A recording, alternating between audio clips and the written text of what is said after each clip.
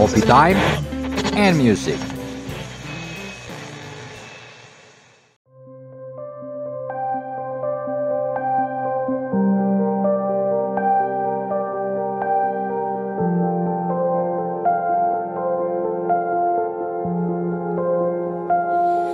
I'm coming to you that way.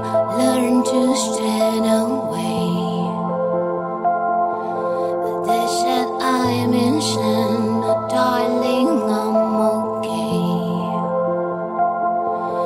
There's a dark on right side, there's a light on the other side. Would you lead me to your way before the day? To the stars, I'll be high, exploding the atoms in my soul. Through the dark, I will shine, exploding the atoms in my soul.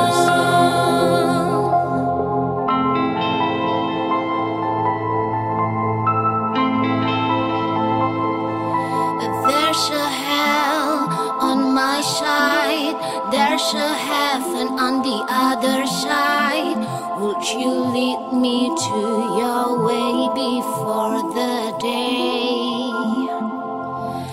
To the stars, I'll be high, exploding the atoms in my soul. Through the dark,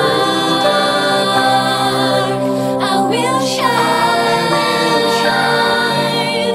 exploding the atoms in my soul.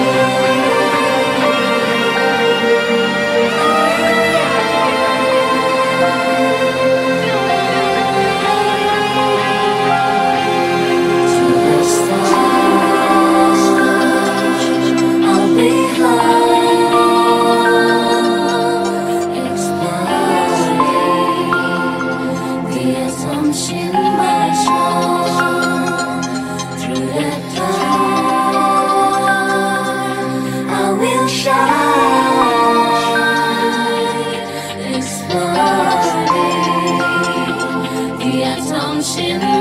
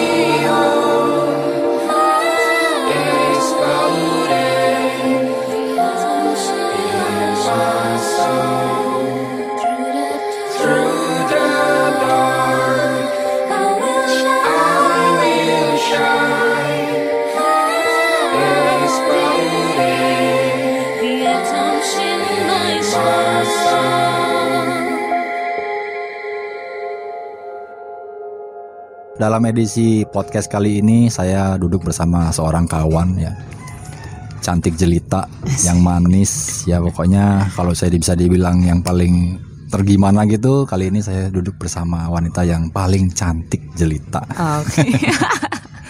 So guys, kali ini kita ingin duduk ngobrol santai supaya supaya kita punya referensi, punya cerita, terus punya memori kenangan sama teman-teman, khususnya kalian semua sesama pendengar, kita semua adalah satu suara, satu vibrasi ya kan. Jadi karena satu suara dan satu vibrasi, kali ini saya ingin duduk berbincang dengan salah satu seorang kawan yang juga selalu mengeluarkan suara ya. Kalau suaranya keluar, aduh, aku jadi lebih merinding gitu ya. Kita ingin berbicara sedikit tentang yang namanya musik, karena secara podcast Bincang Ngopi juga sering sekali menghadirkan musik kepada kawan-kawan semua. Aku harapkan dalam perbincangan kali ini ada makna dan topik yang menarik bisa kita pelajari bersama. So teman-teman, tanpa panjang lebar, saya ingin mengenalkan kawan satu frekuensi saya hari ini bernama Metalesa.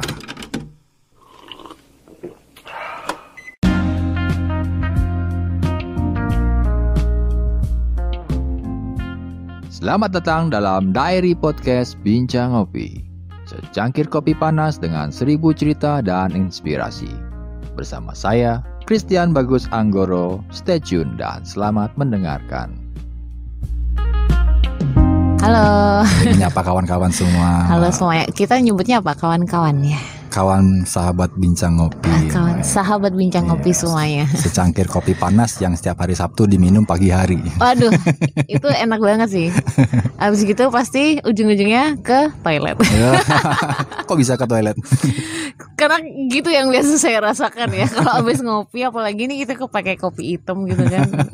Jelas sudah langsung. Kita pecinta kopi hitam sejati ya. Yoi. Kebanyakan kawan-kawan di podcast ini idola adalah kopi hitam tanpa gula gitu. Aduh, itu perfect sih. Karena imajinasi mereka tuh sudah manis gitu. Oh enggak. Itu bagus juga buat yang mau diet sih sebenarnya. Setuju. Nah, Meta, mungkin di sini kita anggap aja kita blank ya. Kita mau berbicara tentang topiknya musik ya. Ya. Sebagai musisi, Meta sejak kapan memulai karir? Kalau kita bisa bilang karir aja ya. Karir ya. Berkarir di dalam dunia musik. Sejujurnya berkarirnya itu dimulai sejak SMP sih. SMP ya. Lama ya. Karir itu udah masuk dalam. Itu sudah masuk karir. Karena sudah ngitungnya karir itu ketika dibayar, iya nggak sih? Oke. Gitu iya kan. Ketika Ketika di hire kayak gitu kan. Waktu itu SMP itu sekitar tahun 2000. SMP umur berapa ya? 2002-an kalau nggak salah. SMP 2002 masih SMP. Oke. Muda banget. Ya sekitar tahun itulah 2001-2002. Kebetulan soalnya papa saya musisi. Nah dia juga musisi kafe. Terus dia yang melihat potensi di saya. Salah satu anaknya bawa bakat ya. Iya, ini kayaknya anak ini punya bakat. Nah, dari situ diajarin lah. Maksudnya dia tidak pernah mengajarkan untuk lo harus bisa main ini, harus bisa main ini, enggak. Cuman maunya apa? Dia waktu itu karena ada keyboard, main keyboard. Tapi nggak pernah diajarin namanya basic. Basic sama ayah nggak pernah. Kenapa gitu? Entah ya, mungkin dia kayaknya di dalam otaknya sebenarnya gini, semoga anakku nggak jadi musisi deh, nggak ada duitnya, mungkin kayak gitu ya. Bener. Jadi kayak dibiarin aja, tapi dia ada supportnya gitu loh.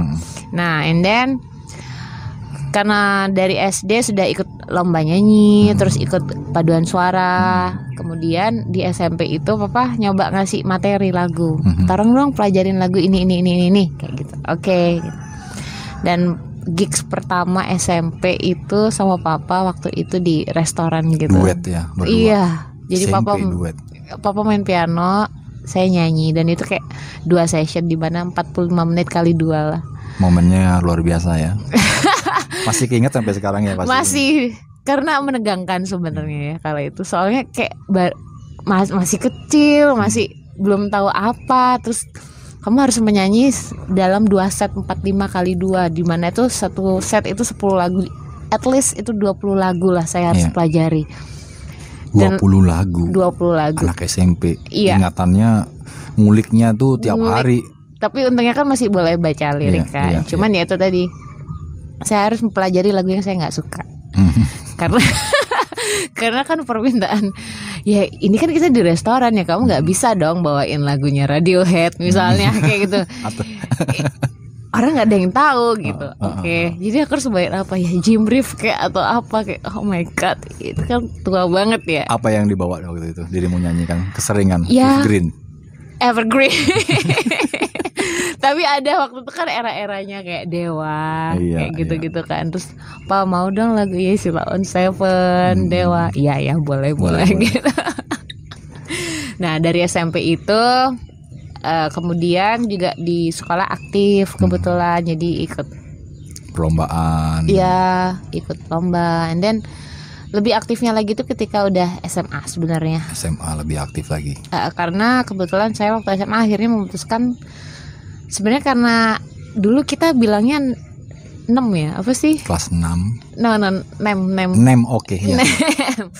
Nemnya rendah ya pada saat itu. Jadi kalau masuk SMA negeri susah gitu kan. Akhirnya papa bilang, ya udah kamu putusin. Ada 2 opsi, masuk sekolah swasta Katolik atau masuk sekolah jurusan seni. Nah, saya mikir tuh, kalau di Katolik ya udah kita pelajaran IPA, ya sama lah kayak SMP kan ya.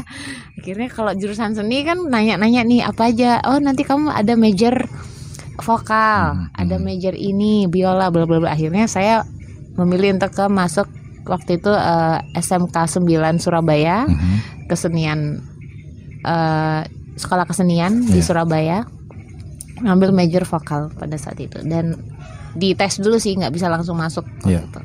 Tesnya yaitu baca partitur kayak gitu, dan untungnya kan sudah pernah belajar menguasai sebelumnya.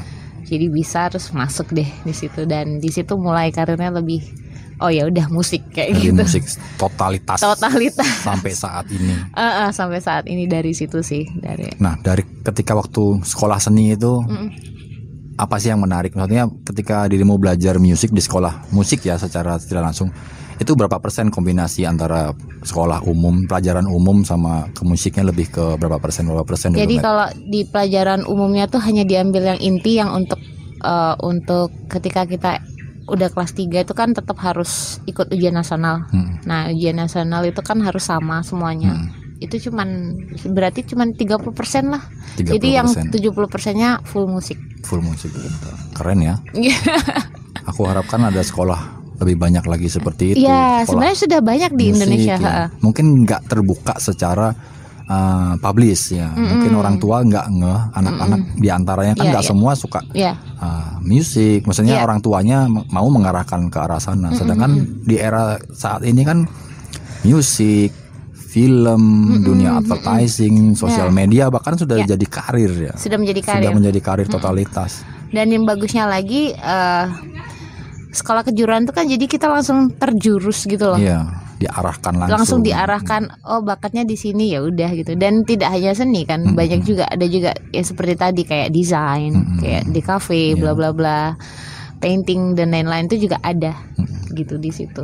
Berarti setelah lulus dirimu melanjutkan lagi ke langsung terjun menjadi seorang musisi. Iya.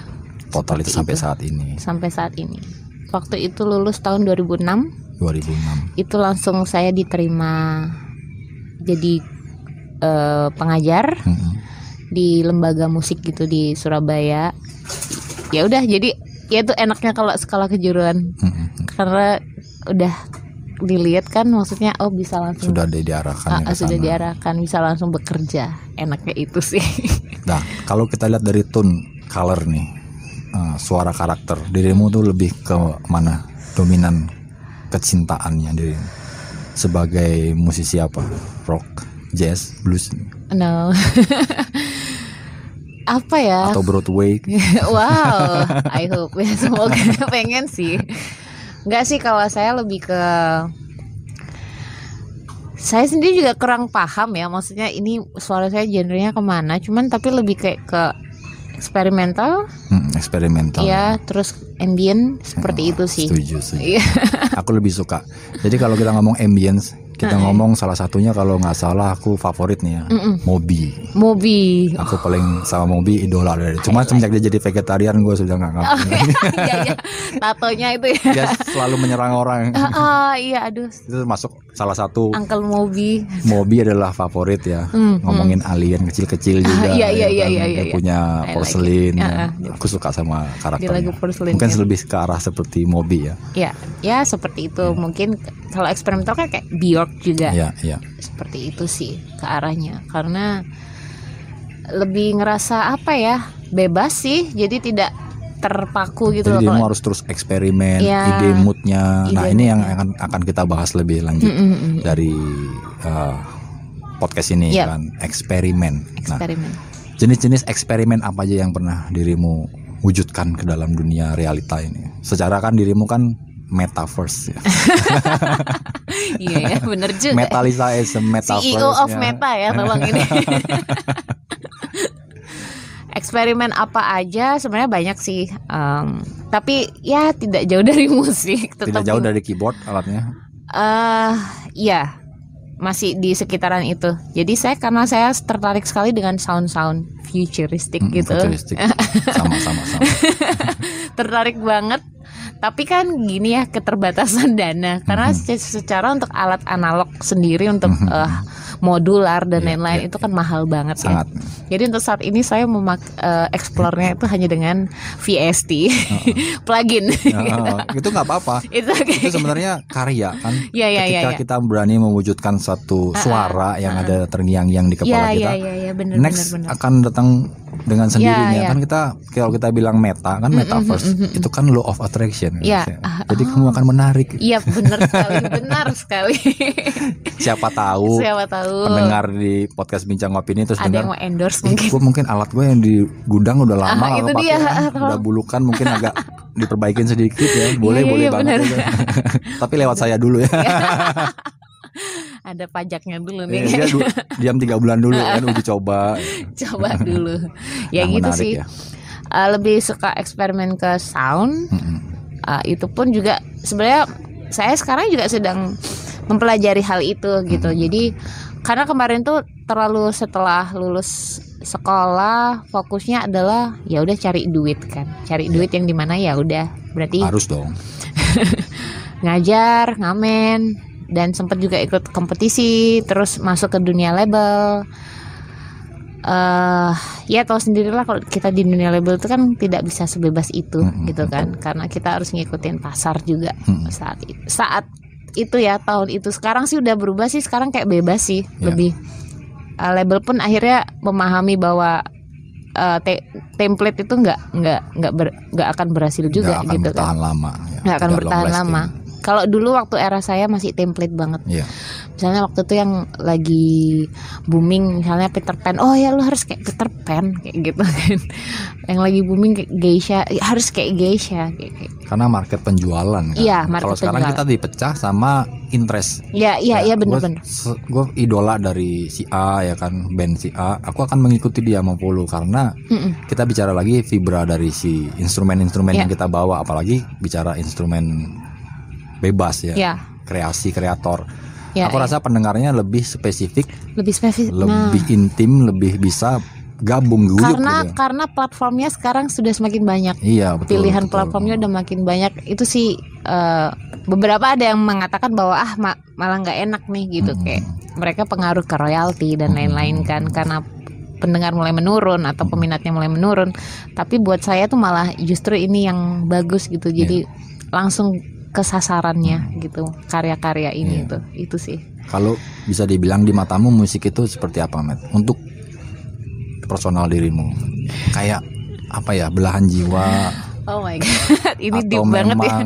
Memang musik itu panggilan, kalau panggilan hidup kan kita bisa bilang dalam bahasa Bali dibilang ada yang namanya ngayah ya. Bernyanyi juga itu adalah anugerah pemberian Tuhan, suaranya juga ikut jadi ngayah kan. Ngamen itu bisa dibilang sedikit ngayah loh, karena nggak semua, maksudnya orang mau turun ke lapangan. Secara dirimu pernah ikut dalam suatu record label kan. Nah itu pengaruhnya musik itu buat kamu tuh apa sih, Matt? Oke, jadi pengaruh musik sendiri tuh baru saya sadari itu tahun 2019. Baru 2019 banget. ini. Itu kayak ini kenapa saya harus di musik, kenapa bla bla bla. Karena kemarin tuh hanya euforia, dan karena terbiasa ya udah, karena saya di musik ya di musik kayak gitu loh. Belum, tapi untuk sparksnya sendiri tuh belum nemu sebenarnya. Belum nemu sampai di tahun 2019 ada sebuah kejadian yang dimana itu adalah kejadian yang patah hati saya terdalam banget. Berapa tuh? Patah hati sama laki nih. Yang dimana kita pernah ada di titik paling rendah kita kan, dropnya yang bahkan sampai berpikir untuk aduh gua hidup mau ngapain lagi ya udah gini-gini aja kan kayak gitu kan pada saat itu ya mikirnya. Dari situ kayak udah tidak ada keinginan bukan keinginan untuk bangkit.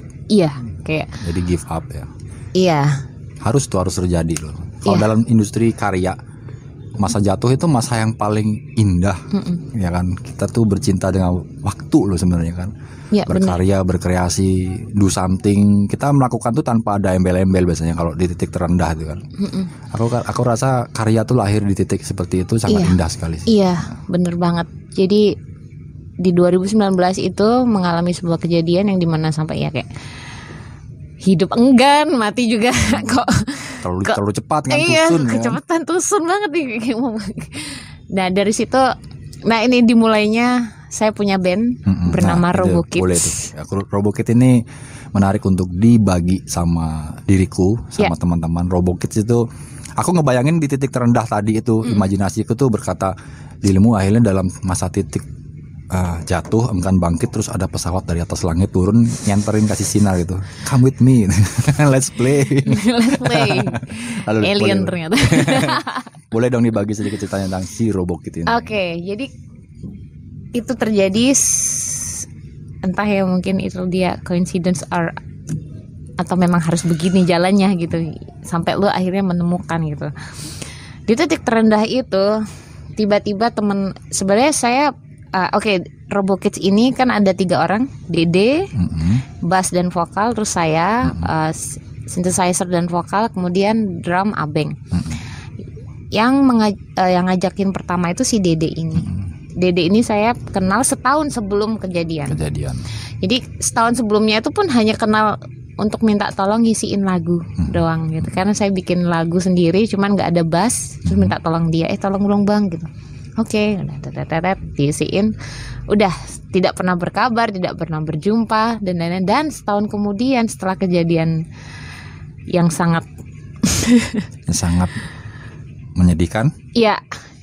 Bikin patah hati banget ini. Itu akhirnya suddenly dia ngechat WA. Meta apa kabar? Aneh dong. Ini siapa ya gitu kan. Ini Dede, dulu nama bandnya Purtik. Ini Dede gitu. Oh iya, halo bang, apa kabar? Bla bla bla. Kemudian Meta, mau nggak bikin band sama saya? Oh ayo gitu. Ya nanti kita temanya lebih ke new wave dan ya berkembang lah nanti mau menjadi apa kayak gitu kan. Oh why not gitu kan akhirnya. Oke dicoba gitu kan. Akhirnya dari situ kayak ada, oh ini nih gue kayak ada reason to life lagi nih. Ada sentuhan percikan lagi ya, untuk move on. Meskipun masih belum kayak yang tahu 100%, banget 100 gitu. Terus diajak latihan dan lain-lain. Akhirnya kita harus ada satu lagu original pada saat itu. Oh yaudah, kebetulan saya ditunjuk untuk Meta bisa nggak bikin dulu, nanti kita kembangkan gitu kan.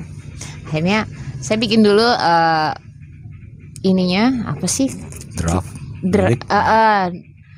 bikin dulu gambarnya, terus patternnya bla bla bla dan urutannya di komputer, udah kirim ke Dede. Akhirnya oh this is nice, ayo kita kembangin, lalu dibikin lah. Dan itu lagu pertama itu judulnya Zombie. Itu jangan-jangan kebangkitan dari zombie itu akhirnya jalan. Nah. Oke, aku ngerti sekarang deh. Oke aja. Judulnya Zombie itu tadi, itu adalah lagu pertama yang dibikin Robo Kids. Dari situ dapat job gigs pertama kita kan, itu sebulan kemudian lah. Di Orchard. Di Orchard. Thanks to Orchard. Yes, itu tempat kumpulan kawan-kawanku. Nah, pertama kali manggung, dan saya belum pernah manggung menggunakan synthesizer karena selama ini saya manggung nyanyi sebagai frontman gitu. Aku suka lo ngeliat perform karena dirimu enjoy, happy, liar ya kan. Ngeliat Stevie Nicks muda ya lagi main synthesizer. Ya, itu gigs pertama di Orchard. Kemudian saya lupa lagu pertama apa. Di situ baru saya ngerasain, oh ini maksudnya musik. Pernah nggak ngerasain happy yang sampai ke ubun-ubun kepala? Sampai tidur tuh kebayang, sampai kebayang mimpi. Jadi saya otomatis kayak lompat sendiri waktu main, lompat yang happy, girang banget, bahkan sempet salah kepleset dikit ya jarinya, jadi salah pencet. Terus oke, harus fokus. Nemu kayak serotonin gitulah jatuhnya. Sampai sekarang tuh masih terus keluar ya. Baru di situ akhirnya saya ngerti, oh apa musik buat Meta.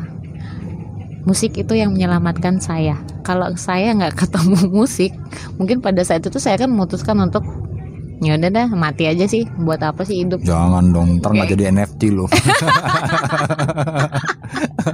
Aduh, seperti itu sih.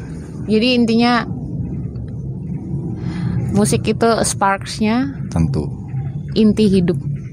Musik itu menyelamatkan. Musik itu juga menyelamatkanku. Maksudnya day by day aku selalu hidup dengan musik ya. Gak bisa dibuang begitu saja karena musik diciptain juga punya lirik, punya nyawa dia, punya soul. Punya soul. Bagi pendengarnya pasti soulnya tersampaikan. Harapannya bisa saling menyembuhkan. Ya. Nah, dari sana perjalanan kalian menjadi band itu gimana? Akhirnya aku menemukanmu ya, Robokids gitu. Namanya bagus. Kenapa harus Robokid? Oke. Sebenarnya itu adalah keisengan kita aja sih.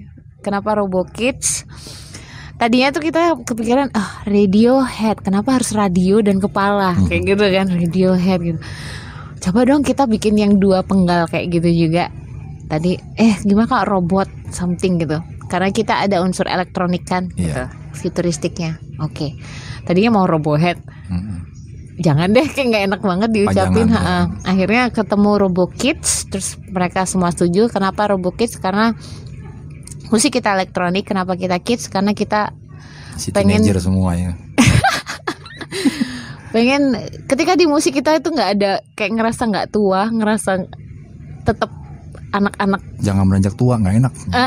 Bener. Jadi tua tuh bijaksana sih sebenarnya. Tapi Iya. di momen seperti ini aku melihat nama ya Robokid, aku harapannya pasti, wow ini pasti sekelompok anak-anak muda yang ceria banget.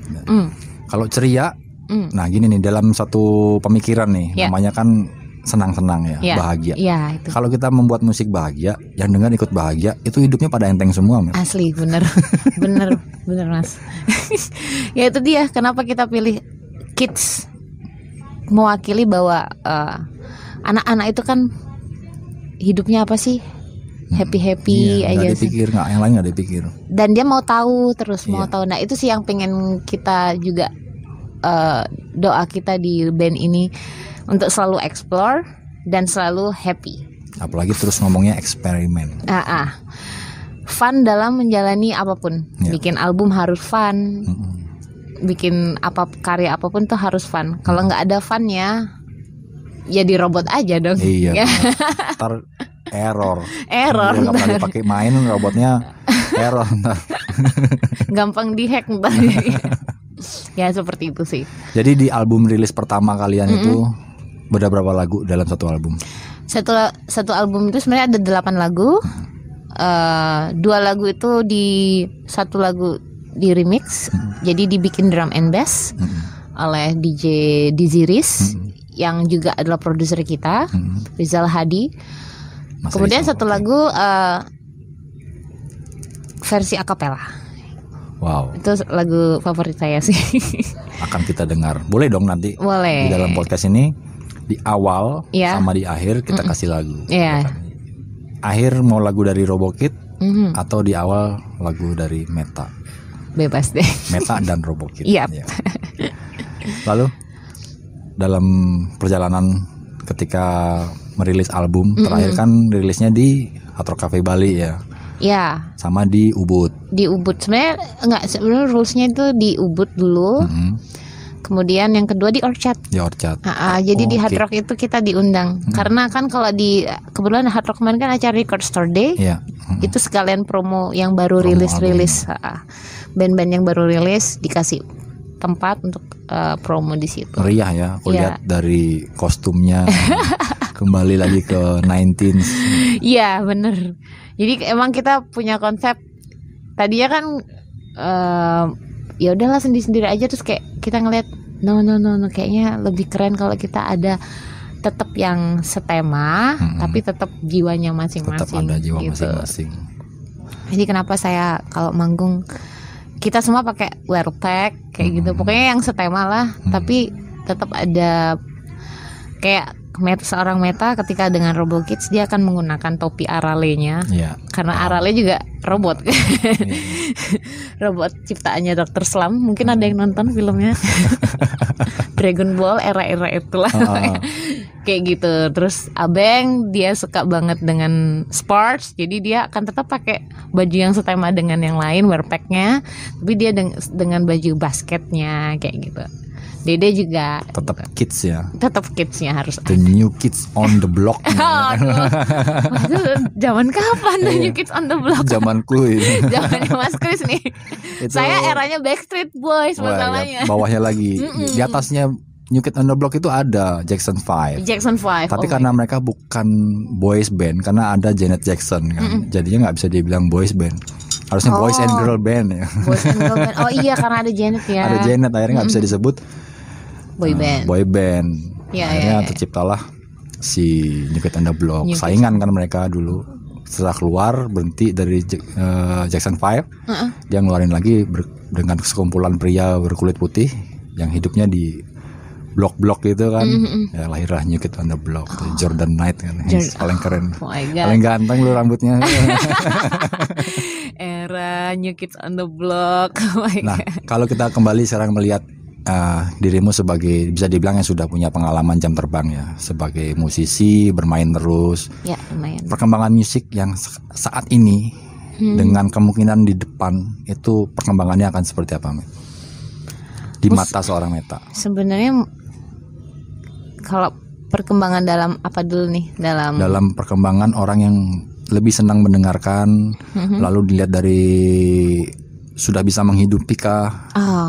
Atau bisa, karena kan adik-adik yang akan masa depannya ingin menjadi musisi. Kadang-kadang kita dapat panggilan untuk bernyanyi gitu. Di luar itu kan kalau bisa ada yang bisa menghidupi, itu sangat-sangat bagus sekali. Sebenarnya untuk musik saat ini dengan dibantunya teknologi yang semakin canggih, ada AI juga seperti itu sangat membantu sekali untuk kita produksi musik di era saat ini. Honestly, saya terkejut melihat ada salah satu anak kecil di Instagram yang sudah umur 5 tahun, dia sudah bisa produksi musik sendiri. Mungkin Mas Kris tahu? Belum. Nanti tak share ya. Boleh. Dia sudah bisa control DAW, softwarenya. Dia sudah bisa record. Dia sudah tahu cara chain, cara reverse dan lain-lain di usia 5 tahun. Dan saya dari situ akhirnya mikir, damn, dude.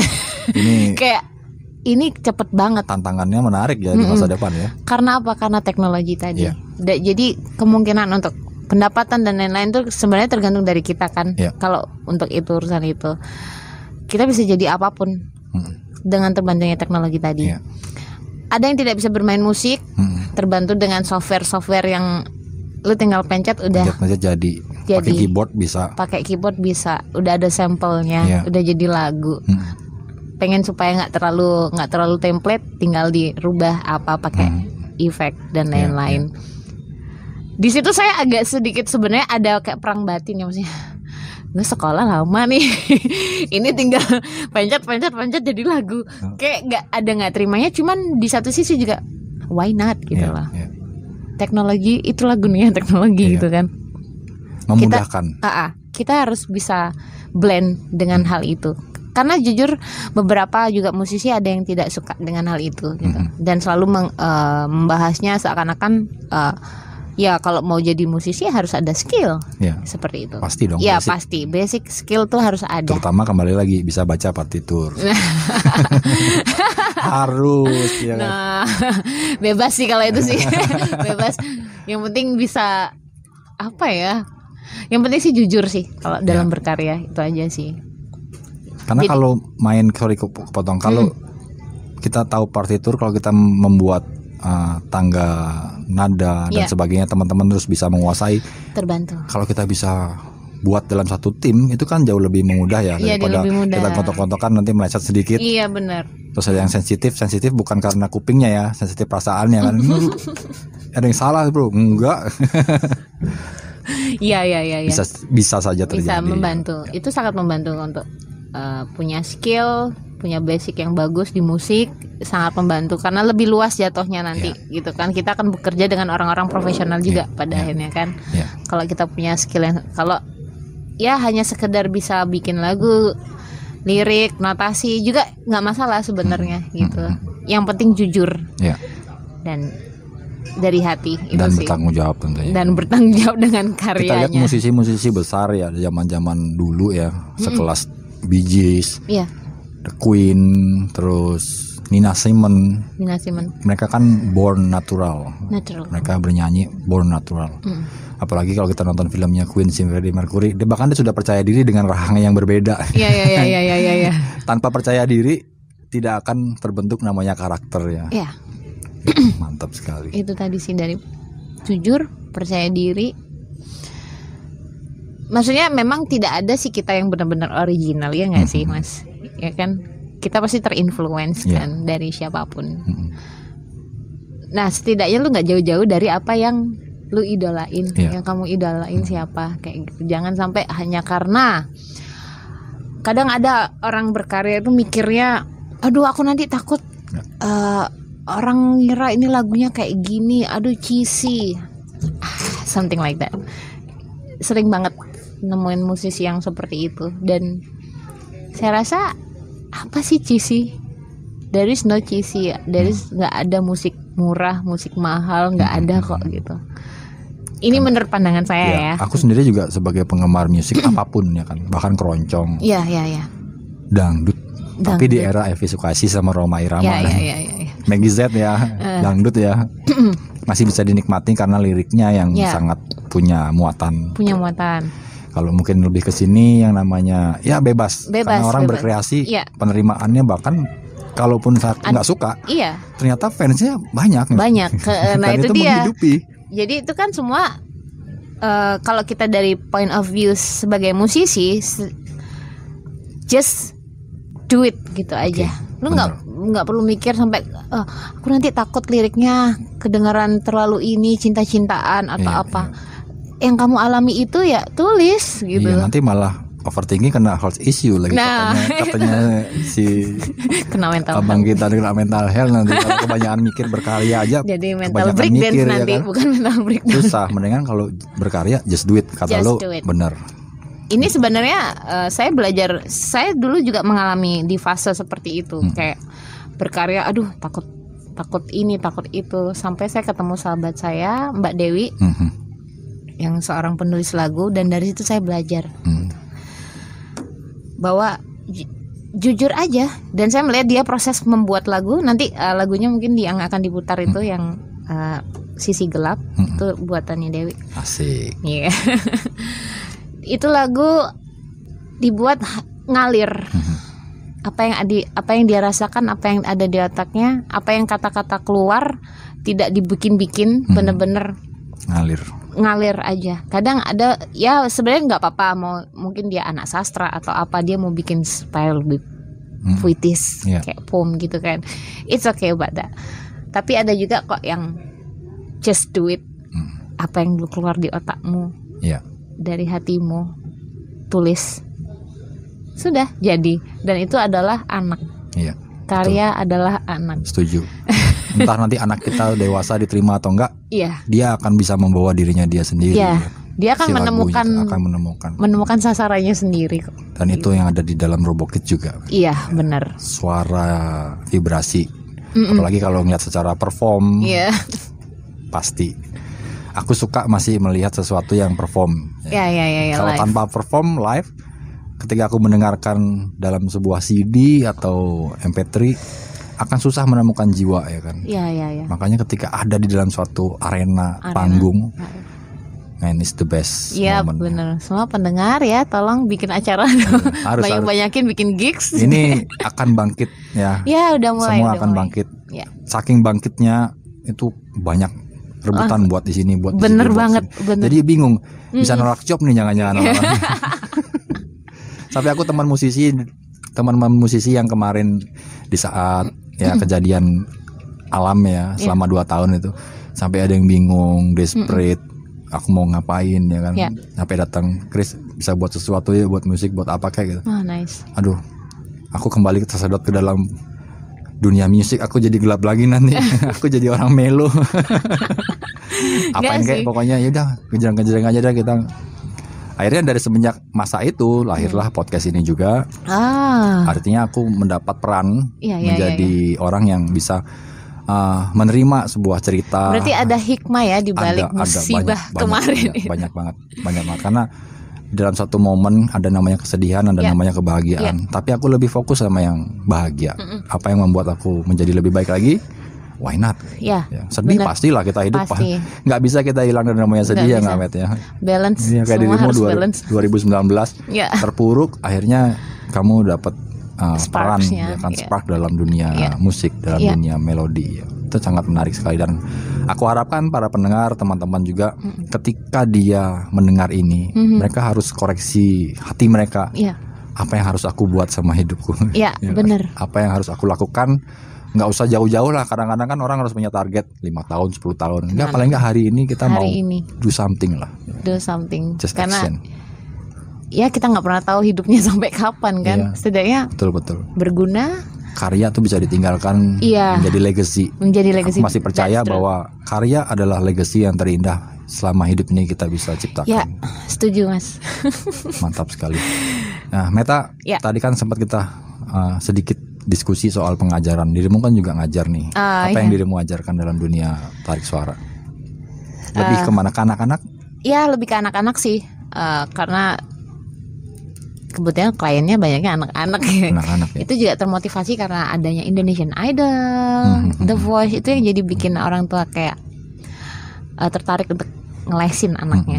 Kayak gitu sih. Jadi saya pengajar juga di sekolah juga. Wow. Di sekolah tapi as a freelance. 2 sekolah saya handle untuk pengenalan alat musik. Terus singing together. Terus ya itu sih, nyanyi, paduan suara juga kayak gitu. Jadi saya mengajar seperti itu juga. Sebelum kita tutup pembicaraan bincang ngopi kita, Matt, mungkin ada satu peranan yang bisa kamu bagi sama kita semua para pendengar untuk adik-adik ya kan? Untuk mereka yang akan memilih jalur musik menjadi mata pencarian, juga sebagai orang yang mencurahkan segala keluh kesahnya, kebahagiaannya menjadi sebuah lirik lagu. Mungkin apa yang bisa dibagi untuk kita bersama bisa dengar? Dari saya sih, yang kebetulan sampai saat ini juga dihidupi oleh musik ya. Iya dong.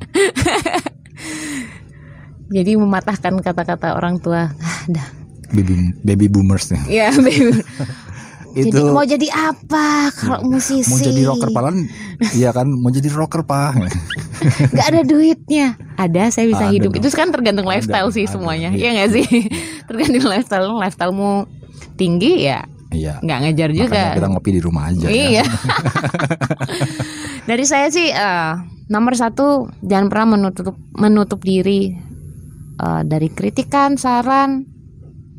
Ada kritikan yang bisa kita terima, ada yang enggak. Yang enggak ya cuman dengerin aja.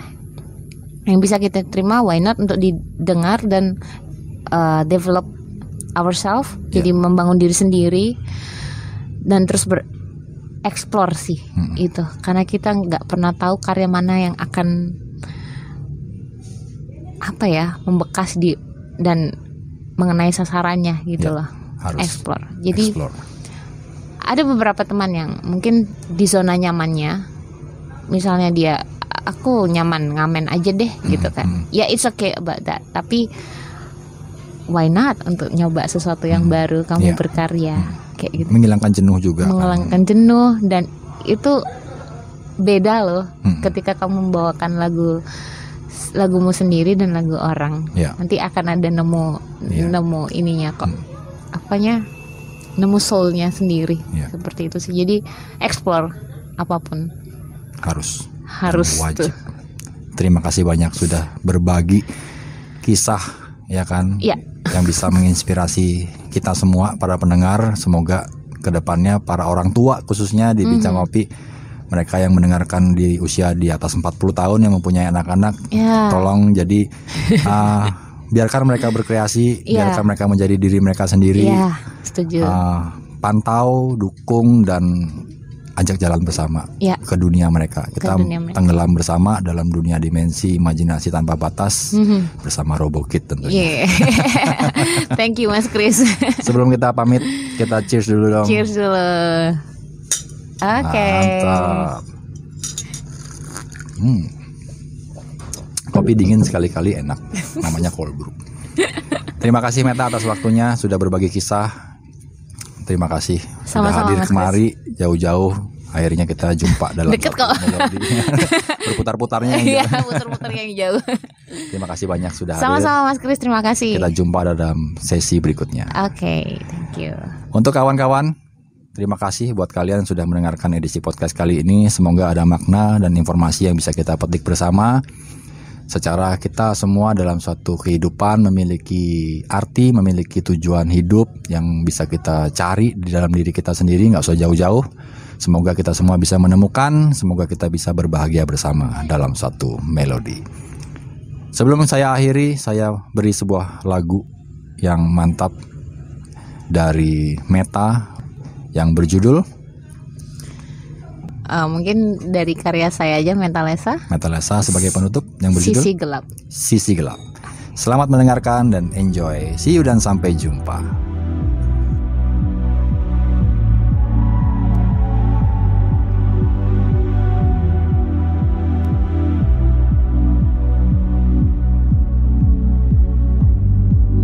Rasa sakit ini tak bisa untuk diungkapkan.